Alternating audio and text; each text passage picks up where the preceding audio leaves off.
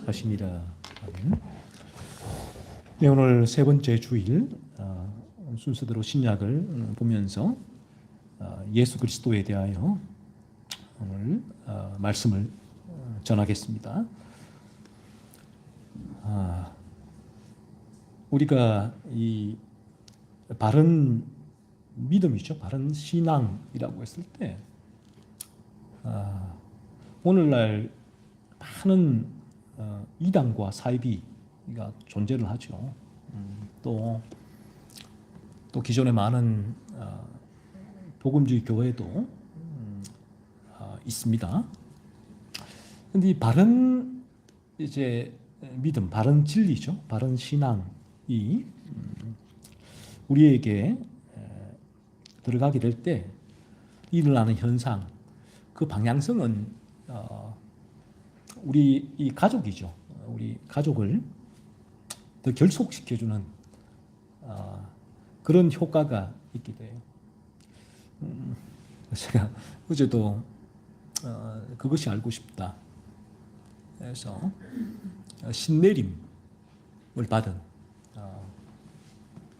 이제 스튜어디스를 하다가 신내림을 받은 그런 사람들이 여러 명 있고, 대기업을 다니다가 신내림을 하고, 마치 뭐 종교 집단 같이 그렇게 신내림을 하는데, 그러니까 한결같이 이제 거기에는 가족들이, 부모들이 이해가 안 되니까, 그래서 부모가 그들에게 가서 전화를 하고 왜 이러냐, 무슨 일이 있냐 했을 때에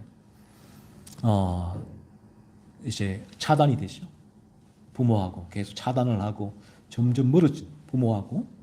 그래서 부모의 말을 이제 아예 귀에 담아 듣지도 않을 뿐더러 부모와 모두 관계를 청산하는. 어떤 면에서 가만히 보시면 모든 이단과 사이비도 마찬가지죠. 이단과 사이비에 깊이 빠지면 빠질수록 그 이단과 사이비 그 카테고리 범주에 들어오지 않은 가족들하고는 아주 의도적으로 이단과 사이비가 에서는 간극을 벌려요. 그래서 마치 이 신앙을 위해서 잔인한 자연스러운 현상인 것처럼 일어나는 현상. 그러니까 주님이 먼저냐, 가족이 먼저냐, 항상 이런 이원론적인 흑백 논리를 가지고 점점 가족과의 관계를 이제 단절을 시키죠. 멀어지게 하죠. 왜냐하면 가족들과의 관계가 결속이 되어지면 본인들의 이 이단과 사이비로의 이 본인이 주장하는 믿음의 길이를 이 사람이 이탈될 가능성이 있으니까, 그래서 아예 차단하고 멀어지게 하죠. 그래서 뭐 경험 많이 보신 분들도 계시겠지만 신천지 같은 경우에는 철저하게 가족들을 단절시키잖아요.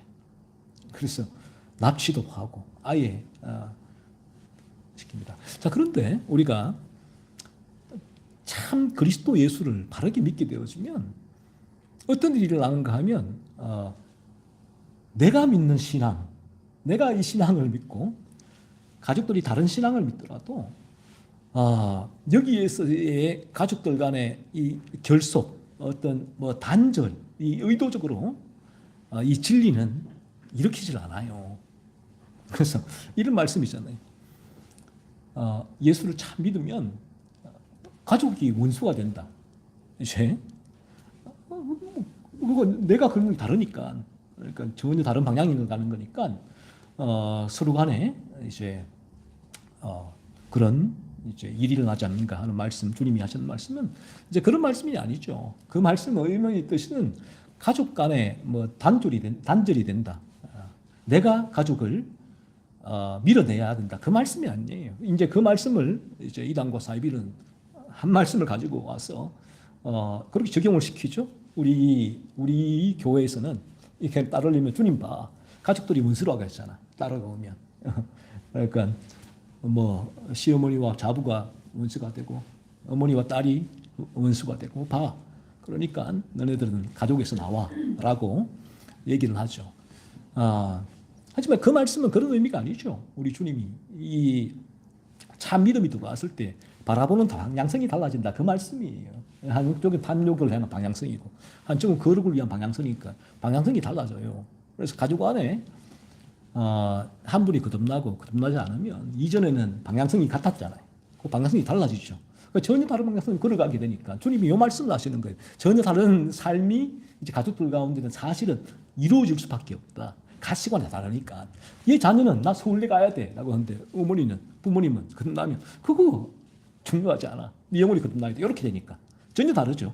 그러니까 그 부분에 대해서 하는 말씀이죠. 그래서 성경에서는 왜 이제 우리가 바른 진리가 들어가면 이단들이나 사입이나 이런 무당들이나 하듯이 가족들 관계가 단절이 안 되는가 하면 가족이 아무리 내가 이 길을 걸어갈 때 미워한다고 해도 내 안에 있는 미움이 그대로 발현이 되면 깨져요.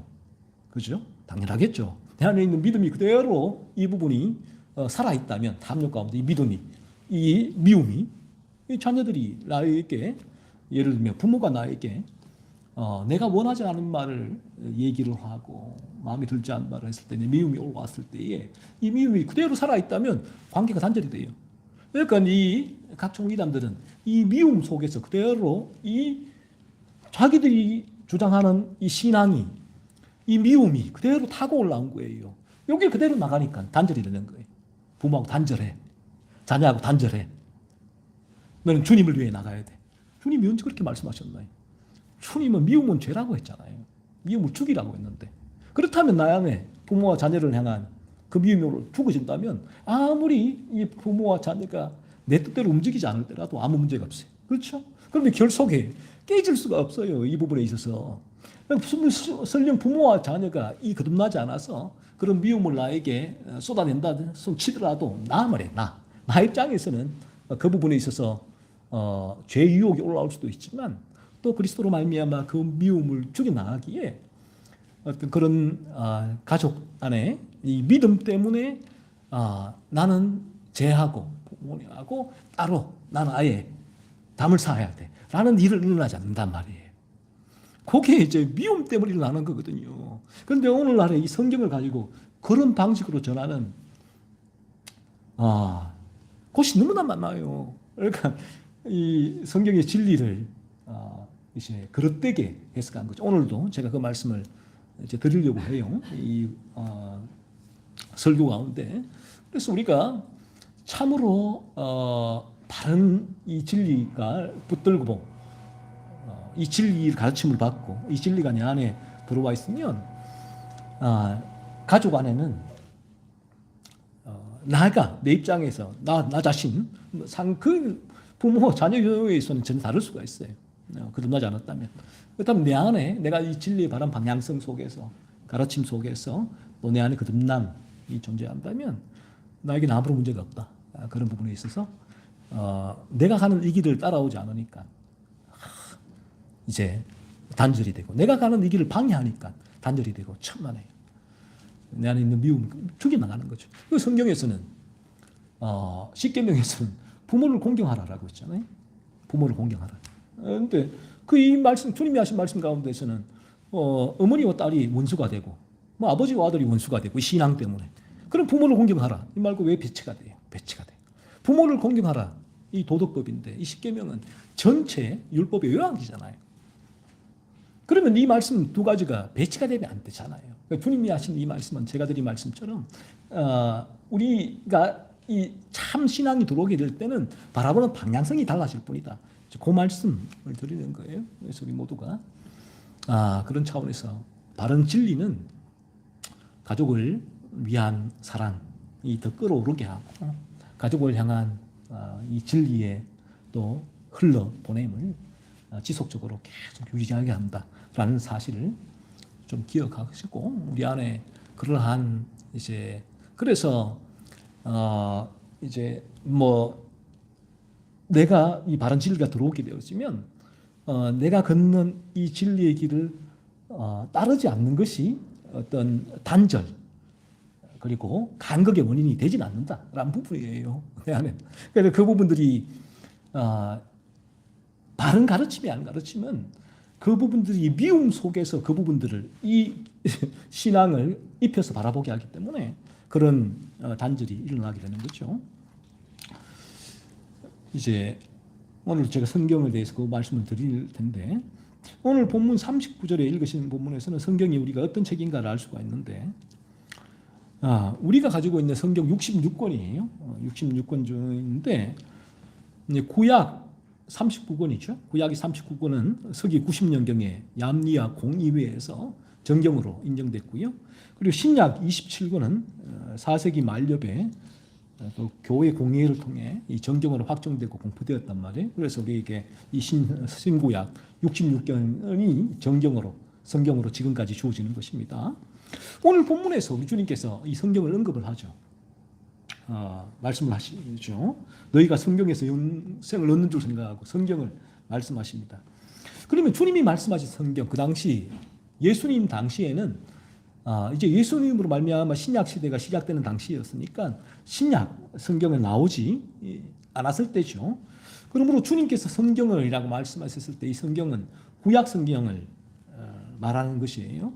구약의 성경. 당시에 주님 당시에 유대인들이 사용하던 이 구약 성경이죠. 주님이 그 성경을 말씀했는데 그 성경 오늘날의 구약 성경 39권과 주님 당시의 구약 성경도 거의 내용 흡사합니다. 다소 이제 배열이 약간 달랐을 뿐이지 그 내용은 이 동일했다라는 것입니다. 그래서 예수님께서 39절에서 성경이라고 말씀하셨을 때는 바로 이 구약 성경 39권을 말씀하신 것이에요. 그래서 구약 성경에 대해 예수님께서 말씀을 하셨지만 당연히 이 신약 성경도 구약이나 신약 성경이나 똑같은 목적을 위해 기록된 거거든요. 구약 성경을 이어서 주님 당시 그리고 주님 이후의 신약 성경이 기록이 되어졌는데 이 구약이나 신약이나 똑같이 같은 목적을 위해 기록되어졌기 때문에 오늘 주님께서 당시 유대인들이 사용하던 구약 성경을 가지고 성경이라고 말씀했을 때 그 성경에는 조금 넓게 보셔도 상관이 없어요. 그 신약까지도 포함된다라고 보셔도 무방합니다. 그래서 구약은 어떤 면에서 이렇죠. 좀 희미하게 그리스도에 대하여 정언한 책이죠. 구약이 희미하게 예수께서 오실 것이다. 오실 예수 그리스도. 예수님 오셔서 내가 왔다라고 선포하셨잖아요. 그리고 신약은 오신 메시아 예수에 대하여 정언하는 책이죠. 따라서 신구약 성경은 동일한 목적으로 기록되었기 때문에 오늘 예수님께서 성경이라고 했을 때는 신약까지도 포함해서 이해하셔도 무방하다라는 것입니다. 먼저 예수님은 이 읽으신 39절에서 성경이 어떤 책인가 했을 때에 성경은 영생을 얻게 하는 책이다라고 말씀을 하셨습니다. 성경이 기록된 가장 중요한 첫 번째 목적이 뭐냐 했을 때 우리를 거듭나게 해서 영생을 얻게 하는 것이 성경의 기록 첫 번째 목적이다라는 거예요. 우리가 이 성경을 그렇게 읽는다면 우리가 성경을 계속 묵상하는 이유가 뭐냐? 성경을 가르치는 이유가 뭐냐? 성경을 통해서 또 이제 이 전하는 이분들이 글을 읽는 목적은 뭐냐? 했을 때 여러분 어떤 목적으로 성경을 읽었어요? 어떤 목적으로 이런 글들을 읽으십니까? 가장 첫 번째 중요한 목적은 여러분의 영생이에요. 영생을 위해서 읽는 거예요. 거듭나기 위해서 읽는다라는 것이에요. 요한복음 20장 31절에서도 이제 신약이죠. 예수님이 이후에 사도 요한이 요한복음 20장 31절에서 요한복음 기록했죠. 그 사도 요한이 이렇게 말씀합니다. 요한복음을 기록한 목적이 너희로 예수께서 하나님의 아들 그리스도이심을 믿게 하려 함이요 또 믿고 그 이름을 힘입어 생명을 얻게 하려 함이니다라고 말했습니다. 똑같죠? 주님 하신 말씀과 이처럼 성경의 기록 목적은 저와 여러분을 거듭나게 해서 영생을 얻게 하는 것입니다. 따라서 이 교회, 이 땅의 교회와 또 목사가 해야 하는 가장 시급하고 중요한 일은 성경을 가지고 뭘 해야 되는가 하는 거예요. 성경을 가지고 사람들을 거듭나게 해서 영생을 얻게 하는 것, 그 천국으로 인도하는 일, 이 일이 가장 중요한 포커스를 맞추어야 한다는 것입니다. 그런데 한번 우리 주변을 돌아보시면 오늘날을 이 사람의 거듭남에 무관심한 교회가 얼마나 많이 있는가 하는 거예요. 돌이켜볼 때 성경을 가지고 뭘 하고 있는가 유심히 보면 영혼을 거듭나게 해서 영생으로 인도하기 위해 우리 주님께서도 말씀하셨잖아요. 성경에서 영생을 얻는 줄 생각하고 성경을 연구한다 라고 말씀하셨잖아요. 그런데 오늘날 성경을 가지고 전혀 다른 가르침을 가르치는 곳이 많다라는 것입니다. 예를 들면 성경을 가지고 긍정의 힘을 가르치거나, 긍정의 힘, 성경은 우리에게 긍정의 힘을 주는 책이다 라는 거예요. 그래서 우울한 사람들, 이 땅에서 좌절하고 낙심해 있는 사람들, 이 성경, 긍정을 통해 힘을 얻으시오 라고 성경을 그렇게 사용을 합니다. 또 야베스의 기도와 같은 책도 있죠.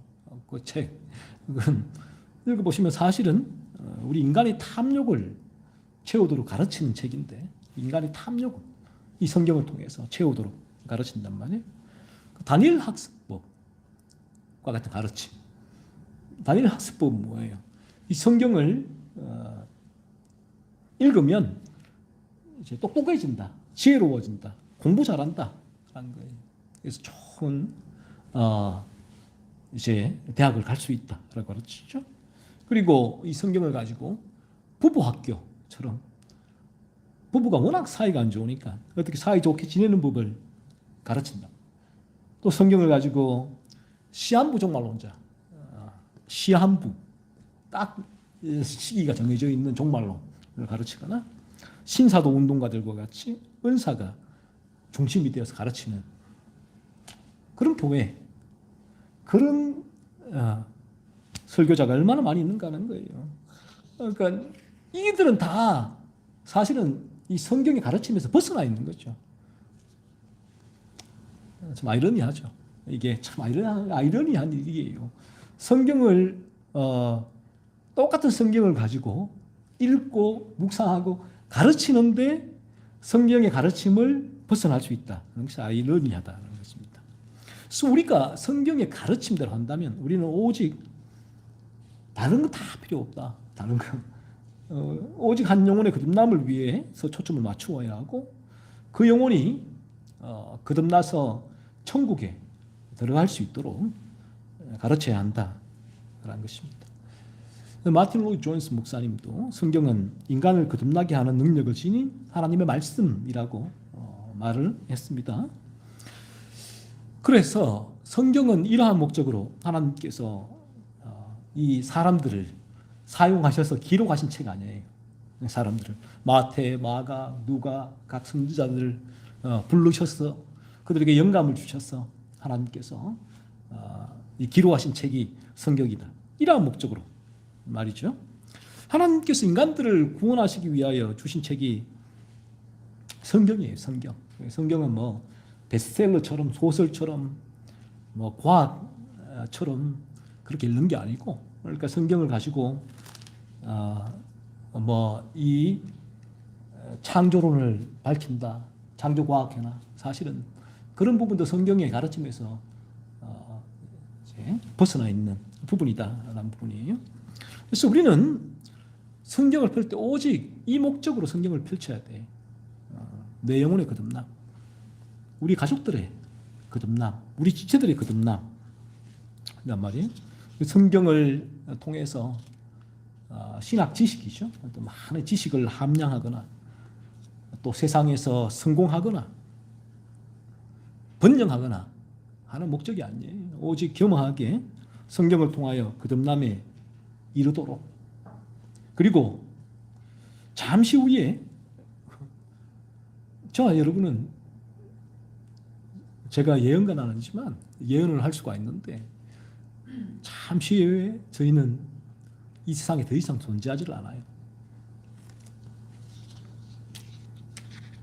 여러분의 동네에 그 도로는 여러분이 사라진 후에도 수천만 년 존재할 수 있다. 여러분 집 주변에 큰 나무는 이미 여러분 앞에 수많은 세대가 지나갔지만 그 나무는 서 있잖아요. 이렇게 우리 인간들은 유한하다. 그래서 저와 여러분도 머지않았다. 잠시 후에는 이 세상을 떠나게 될 터인데,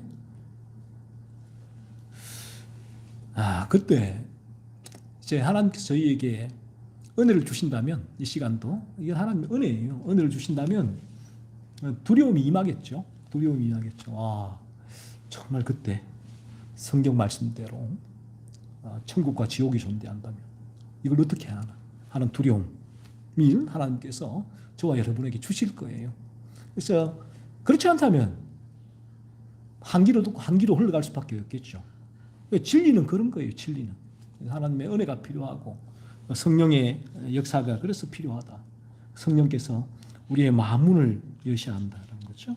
그래서 우리가 이 성경을 대하는 목적, 가르침을 듣는 목적은 먼저는 우리의 거듭남이죠. 그리고 천국에 들어갈 수 있도록 이 성경을 읽고 듣고 가르침을 받아야 한다라는 것이고요. 다음으로 예수님은 인간이 성경을 통해서 어떻게 거듭날 수 있게 되는지를 말씀해 주십니다. 이 성경이 우리를 이제 이렇게 영생을 주는데, 그러면 어떻게 우리가 영생을 얻는가 했을 때 조금 더 디테일하게 말씀해 주시죠. 39절에 보시면 이 성경이 곧 내게 대하여 증언하는 것이라니라라고 말씀하셨어요. 우리 인간이 이 성경의 진리죠. 진리를 통하여 거듭나게 되고 천국에 들어가게 되는데, 성경의 진리가 뭔가 하는 거예요. 성경의 진리. 이는 과연 무엇인가? 할 때 주님이 말씀해 주십니다. 성경의 진리는 바로 예수 그리스도라는 거예요. 예수 그리스도. 그래서 주님 당시 주님께서 너희가 성경에서 영생을 얻는다 했을 때에 구약 39권 성경을 말씀하고 있는데, 구약 창세기부터 말라기까지의 그 모든 성경이 예수 그리스도에 대하여 증언하는 것이다 라고 주님은 말씀하셨단 말이에요. 그 성경이 이 가르치는 바, 창세기부터 계시록까지가 가르치는 바, 이 성경이 타겟팅하는 바, 성경의 이정표가 어디냐 했을 때에 주님은 이 성경은 내게 대하여 증언하는 것이다 라고 말씀해 주셨잖아요. 그래서 모든 성경은 그리스도 예수께로 향하게 되어 있다. 하나님께서 그렇게 성경을 기록해서 우리에게 주셨다. 우리가 성경을 바르게 가르침받고 바르게 읽게 된다면 성경을 통해서 그리스도 예수께로 나아가게 된다는 거죠. 왜요? 성경이 바로 이 예수 그리스도를 증언하는 책이기 때문에 그러합니다. 그래서 우리가 다른 성경의 진리를 듣고 가르침을 받는다면 우리의 눈은 항상 예수 그리스도를 향하게 되어 있습니다. 향해야 되죠. 왜? 이것이 성경이 기록된 목적이기 때문에 그러합니다.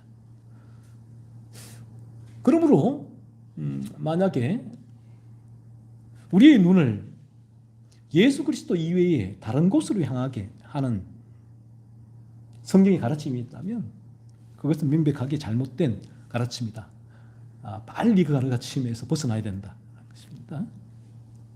제가 누누이 말씀드리다시피 저희가 오늘 이 자리에서도 누구에게 나아가야 되느냐, 예수 그리스도께 나아가기 위하여 오늘 이 자리에 나와 있죠. 우리 모두가 사실은 어떻게 하면 내가 참되게 주님께 나아가서 주님이 나를 위하여 형벌을 나다신 죄의 모든 짐을 지시고 생명까지 내어주셨는데 어떻게 하면 그 주님을 믿을 수 있을까? 그래서 아무리 예수님을 믿으라고 해도 아무리 권고를 하고 강요를 하고 협박을 해도 우리에게는 예수님을 믿을 수 있는 능력이 없어요. 우리 마음은 절대로 움직이지 않습니다. 그래서 성경에서는 어떻게 우리가 최종적으로 우리가 이 자리에서도 나아가야 할 곳은 예수 그리스도의 십자가예요. 십자가. 거듭나기 전에 있는 사람도 십자가로 나아가기도, 거듭난 이후에 있는 분들도 십자가예요. 그 십자가가 나에게 거룩을 향하여, 하나님을 향하여, 천국을 향하여 나아가게 하거든요. 이게 모든 게 십자가 중심이 된다. 그래서 이제 이 진리죠. 진리의 총합이 예수 그리스도라고 그렇게 말씀하고 있고, 예수님께서도 이 성경이 내게 대하여 그러므로 정언하는 것이다 라고 말씀하고 계시잖아요. 이 성경이. 그러니까 여러분이, 그러니까 우리가 여기서 그러면 창세기부터 말라기까지 뭐 성전 건축 뭐 온갖 말씀이 있는데, 어떤 분들은 성전 건축한다고 이 말씀 하나 가지고 막 또 쪼우잖아요. 밖에도 건축했지, 봐봐, 막 쪼우잖아. 우리도 건축해야지. 누가 성경이 그걸 말씀하세요? 주님의 성경은 내게 대하여 정언하는 것이라고 했는데, 그렇다면 그 부분도 어떻게 그리스도 예수께를 향하는가? 그 말씀이 그렇게 해석을 해야 되죠. 어떻게 그 부분들이 그리스도께 나가게 할 수 있을까 하는 거예요. 항상 이 부분에 바른 가르침은 이제 이 부분을 늘 염두에 두게 하는 것이죠. 그래서 우리가 성경의 진리는 이렇게 가르치죠. 우리가 지향하는, 우리 모두가 지금 이 자리에 나와 있는 이유가 예수 그리스도의 십자가 앞으로 나가는 것인데, 그 십자가 앞에 무릎 꿇는 것인데, 철로 역정의 크리스찬처럼 그 갈보리 언덕에서 모든 죄짐이 십자가 앞에서 이르르르 굴러떨어지는 이 부분, 주님을 만날 때 이런 일이 일어나는데 어떻게 그 갈보리 언덕의 십자가로 나아갈 수 있는가? 그 주님께로 할 때에 성경의 진리는 회개하라, 회개하고 예수를 믿으라 라는 거예요. 이 회개가 뭐냐 했을 때에 제가 늘 말씀드리잖아요. 죄각성, 나의 죄인됨을 깨닫는 회개. 문제는 율법적인 회개다라는 거예요. 이 회개. 그래서 저나 여러분이나 내가 얼마나 죄로 물들었는가 모르는 사람은 교만해요. 교만한 사람은 이 우리의 본성이 교만하죠. 예수님이 필요 없어요. 예수님이 나갈 수가 없어요.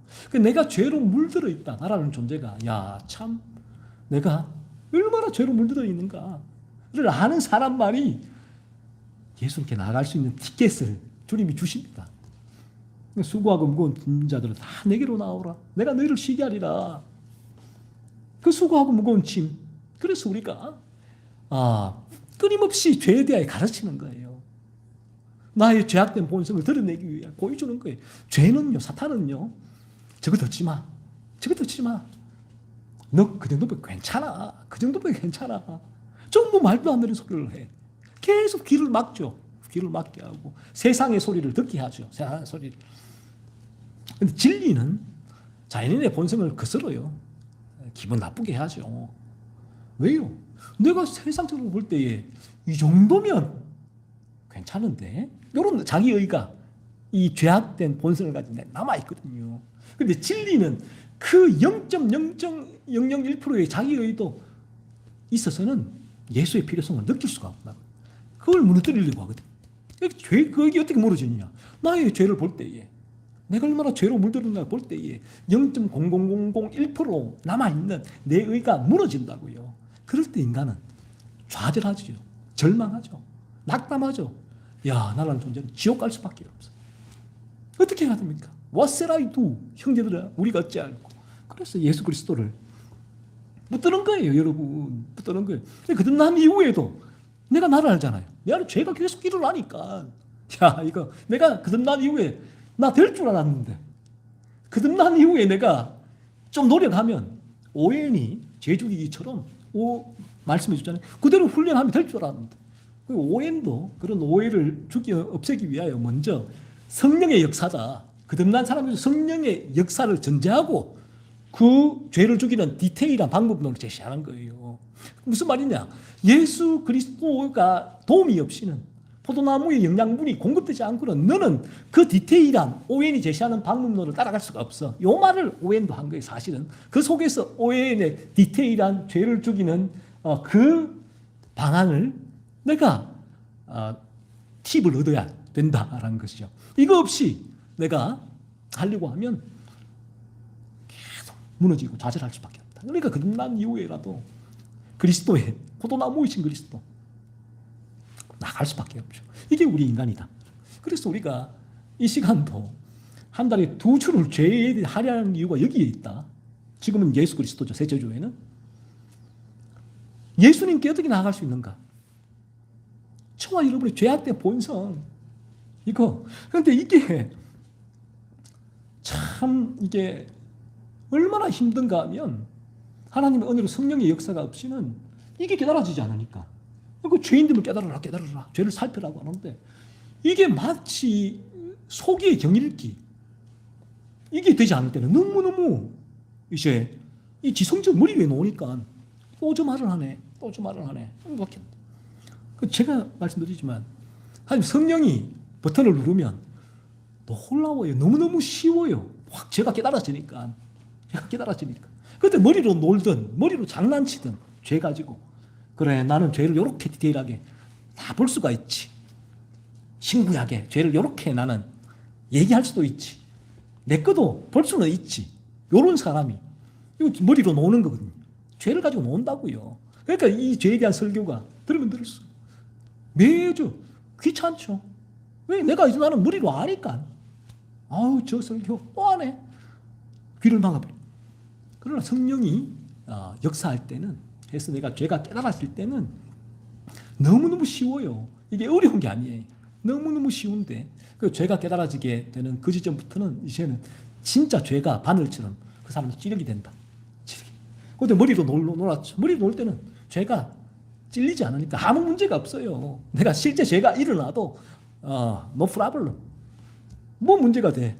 이거 죄구나. 머리로 장난을 치는 거예요. 죄 가지고. 그런데 실제로 성령의 역사로 죄가 깨달아지면 죄가 바늘처럼 찌르니까 장난이 안 돼요. 그때는 머리로 이게 가지고 이거 이 죄야. 그래 나 이런 죄가 있었어. 입심 좋게 입담 좋게 얘기할 수가 없다. 그때부터는 죄가 바늘이 탁 찌르니까 내 심장. 그래서 마침내 이 사람 너무 고통스러워. 예수께 나아가게 되죠. 그래서 우리의 목적은 주님의 십자가로 나아가는 것. 예수님께 나아가는 것이다. 우리 주님 말씀대로 이 성경이 내게 대하여 증언하는 것이다. 내게 대하여. 그래서 우리가 성경을 쭉 읽을 때에 구약에서도 인간의 죄를 바라보며 이 수많은 죄를 통해서 뭘 봐야 되느냐? 죄악된 본성을 가지고 인간은. 그래서 예수께로 나가야 되는구나. 그 예수 그리스도가 증거가 되는 것이요. 그래서 예수님은 오늘 본문 46절과 47절에서 이렇게 말씀하셨던 거예요.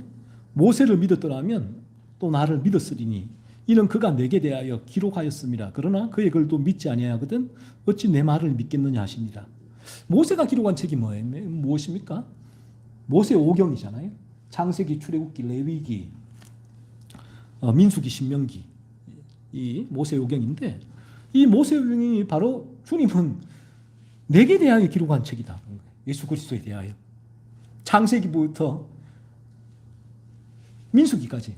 민수기가 넘버링인데 얼마나 많은 이제 족속의 숫자를 테스팅하고 막 기록을 했잖아요. 그러니까 이 모든 글들이 사실은 그리스도 예수께로 향하게 하는 글들이다라는 거죠. 그러니까 이제 여러 성경의 다양한 사건과 인물과 말씀 가운데서 이 성경은 지향하고 있는 바, 성경이 우리를 끌고 가는 바는 예수 그리스도다. 여기서 이탈되면 안 된다. 그렇죠? 그래서 따라서 여러분께서도 성경을 읽으실 때 항상 염두에 두실 바가 어떻게 하면 예수 그리스도께로 나아갈 수 있을까? 어떻게 하면 그리스도 예수께로 나아갈 수 있을까를 염두에 두고 읽고 묵상하셔야 합니다. 그래서 이 부분에 대해 잘 설명해 준 책이 있는데 데이비드 머리의 구약 속 예수란 책이 있는데 이 책을 한번 읽어보시면 오늘 제가 설교 중에 다 말씀드리지 못한 부분들을 조금 훨씬 잘 이해할 수가 있을 거예요. 그래서 제가 요번에 글 중에 한 부분 잠깐 읽어드리면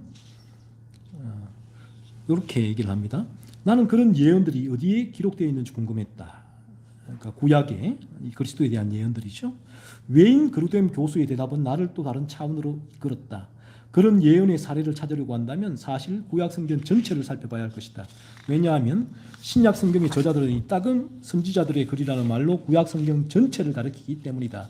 이런 점에서 메시아의 고난에 관한 예언은 여자의 후손이 뱀에 의해 발꿈치를 상하게 될 것이라는 예언에서 시작해 구약 성경 대부분을 관통한다. 구약 성경 대부분이 사실은 예수 그리스도 관통하는 성경이라는 거죠. 그러니까 우리가 성경을 가지고 딴 얘기하면 안 된다. 자꾸 딴 얘기하면 안 된다.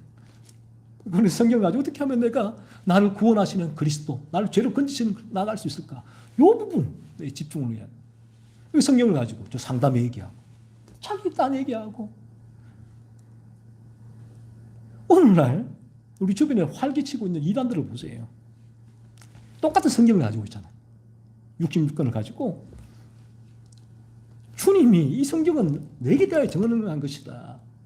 나를 가르치는 것이다 라고 말하고 있는데도 불구하고 엉뚱하게 말을 하잖아요. 엉뚱하게 아니라 사람을 인도하고 있잖아요. 통일교 한학자 뭐라고 합니까? 자신이 독생녀 기가 안 차잖아요. 기가. 그런데 그 수만 명이 따라다니잖아요. 수만 명이. 수십만 명이. 수만 명도 아니에요. 이게 도대체 말이 되는 얘기냐고요. 이게 우리가 바른 가르침을 받게 되었다면 저기가 독생녀인데 독생녀 얼마나 이거 기도 안 차는 얘기잖아요. 기도 안 차는 얘기잖아요. 그런데도 수십만 명이 거기 초종하고 있다. 신천지, JMS 그 이단들의 교주가 희만이 정명석이 자신을 메시아라고 하고 있는데도 수십만 명이 따라가고 있잖아요. 그런데 오늘 이 시간에도 수십만 명이 모여 예배드린다. 페이크 가짜 예배지만 우상에게 예배하는 거지. 수십만 명이 이 성경을 가르치는 거기에 가서 할렐루야 아멘 하고 있다고요. 자, 이처럼 우리가 이 성경을 바르게 읽고 성경의 바른 가르침을 받는다면 어떻게 하나님자 독생녀라고 하는 말도 안 되는 얘기를 하는 사람, 자신을 메시아라고 하는 이만희나 정명석에게 어떻게 나갈 수 있냐는 거예요. 죄악된 본성을 가진 이 인간들에게 이들은요, 참 이 종교란 게 그래서 무섭기도 한데 이게 이 성경을 가지고 자신들이 탐욕을 채우는 도구로 사용을 해요. 가스라이팅이 가능해요. 이 종교가 위험하죠. 어떤 무기보다 위험한 무기가 종교예요. 가스라이팅이 가능하니까 이걸 가지고 이 이단들이 다 가스라이팅을 한다. 가스라이팅을 하고 있잖아요. 자신의 탐욕을 채우는 도구로 사람들을 가스라이팅을 해요. 그러니까 우리가 생각할 때는 어떻게 이 거룩한 하나님의 말씀인 성경을 가지고 어떻게 저런 일들이 일어날 수 있는가?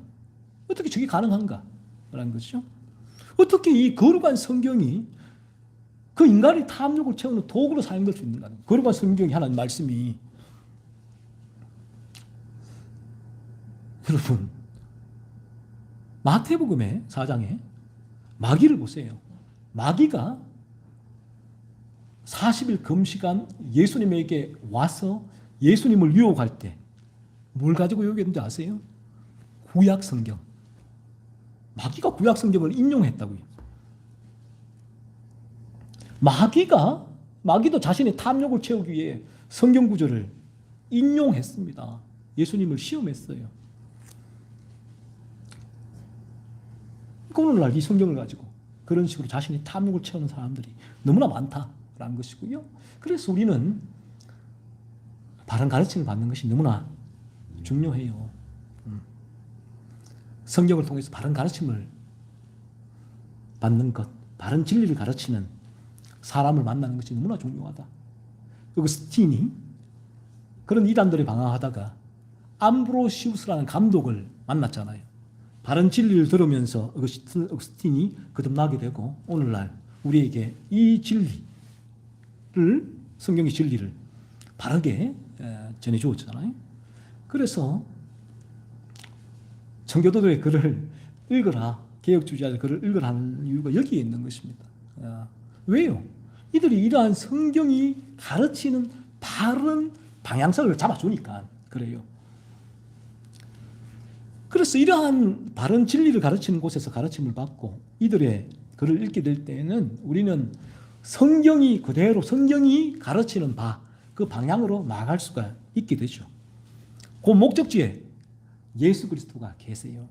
그래서 사람을 가스라이팅해서 제자 훈련, 자기 제자 삼고 오늘날 그렇게 자기의 편을 만들고 자기의 소유로 만들고 하는 것이 아니라 참되게 성경을 가르치면 사람들을 내게는 오히려 멀어질 수가 있어요.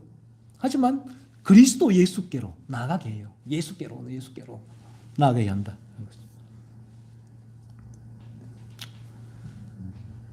그래서 바른 진리를 가르치는 곳에서 가르침을 듣는 것이 너무 중요하다는 것이고요.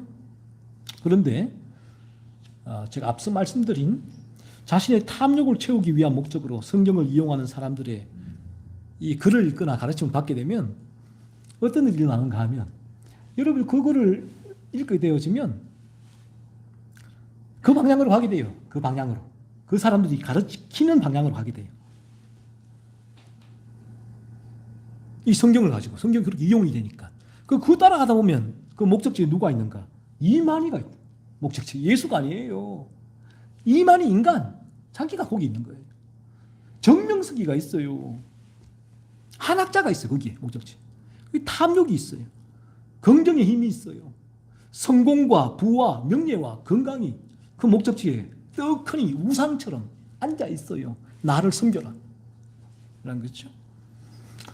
예수 그리스도와는 전혀 무관한 길로 인도가 됩니다. 그러니 여러분들 곰곰이 한번 보세요. 자신을 보시고 또 주변에 사람들을 보십시오. 그러니 그렇게 성경을 열심히 읽고 백독을 하고 평생을 신앙생활을 했는데도 불구하고 죄로부터 자신을 건지시는 예수 그리스도와 무관한 삶을 살게 되는 이유가 여기에 있는 거죠. 여기 있는 거예요. 예수 그리스도의 생명이 그 안에 존재하지 않기 때문에 일어나는 현상, 어떤 일이 일어날까요? 예수 그리스도가 그를 지배하고 주장해서 죄를 살피고 죄와 분투하게 해서 거룩함으로 나아가게 하는 그리스도 예수가 그런 동력을 주는, 그러므로 그리스도 예수로 말미암아 날마다 포도나무에서 영적 수분과 양분을 공급받아서 자신의 이 끊임없이 일어나는 그 죄들을 살피는 일, 돌아보는 일, 이 부분은 이벤트가 아니에요. 하루 3번 기도하는 그런 기도가 아니에요. 그래서 로마서 12장에서는 우리가 거룩한 산제물로 드리라는 의미가 여기에 있는 거예요. 우리 자식 거룩한 산제물이 되는 거예요. 그때부터는 시간이 어디 있나요? 꿈에서도 그런 죄가 있으면 내가 하나님 이 죄가 아프고 분투하게 되는데, 그래서 그렇지가 않다면 그리스도 예수와는 무관한 삶을 살 수밖에 없어요. 그러니까 그에게 그 예수 생명이었기 때문에, 그렇기 때문에 그에게 필요한 것은 이벤트죠. 고난주간, 부활절, 성탄절, 특세와 같은 이벤트에 한 번씩 참여해서 예수 그리스도에 대하여 그때 한 번 이벤트로 생각할 뿐이지, 그게 끝나면 무관한 삶, 죄에서 자신을 건져내셨어. 지금도 죄와 분투하게 하시는 그리스도 예수와는 무관한 삶을 살아갈 수밖에 없다. 그렇죠? 그래서 우리가 이게 어떻게 성경을 열심히 읽는데도 그럴 수가 있습니까? 그럴 수가 있다니까. 그릇된 성경의 가르침 받으면 성경 66권을 달달달 외워도 성경이 주님이 말씀하신 그 참된 목적인 그리스도 예수께 나갈 수가 없어요. 영생의 길로 인도되지 못한다. 다른 곳으로 나아가게 된다. 사실을 명심하세요. 오늘 우리가 이 자리에 나온 이유가 무엇입니까? 성경의 바른 가르침 때문이다. 진리 때문이다. 오늘 진리를 직면하기 위하여 우리는 이 자리에 나오는 거죠. 이 진리는 변함없이 여러분에게 1년 전에도 5년 전에도 10년 전 20년 후에도 30년 후에도 이 진리는 여러분을 계속 그리스도 예수께로 나아가게 해야 된다. 계속 밀어붙여요. 계속 십자가 앞에 무릎 꿇게 해야 된다.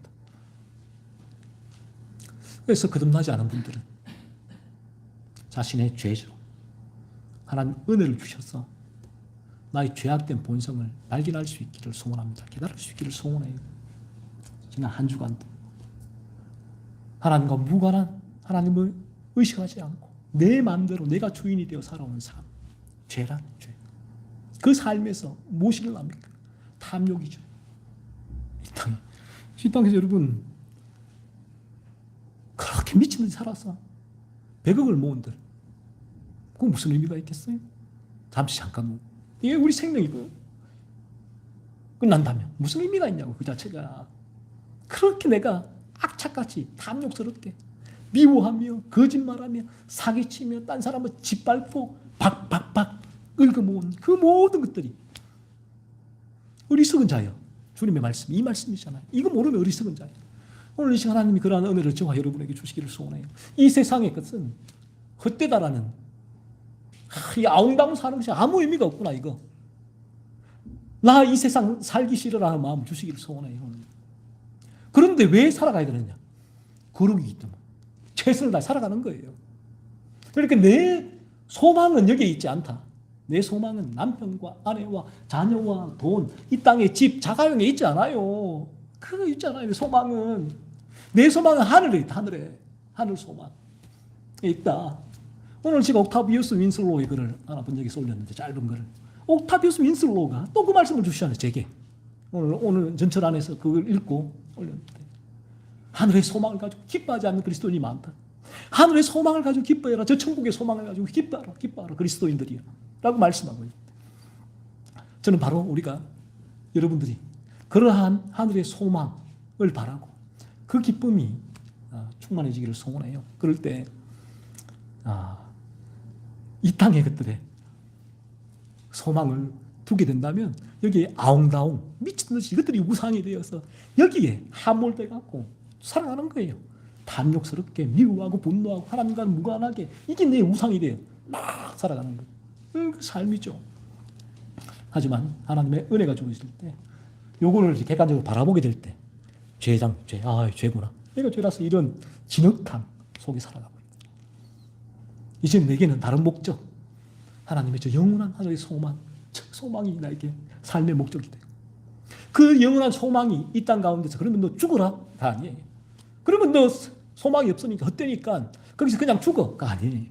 하늘의 거룩한 소망은 하늘의 온전한 거룩한 소망을 가지고 거룩한 처소 그곳에 도달하기 전까지 이 땅 가운데 최선을 다해 살아. 그런데 힘들지. 힘들어 사는 게. 그 성경은 살아. 기쁨으로 살아. 최선을 살아. 그게 거룩이야.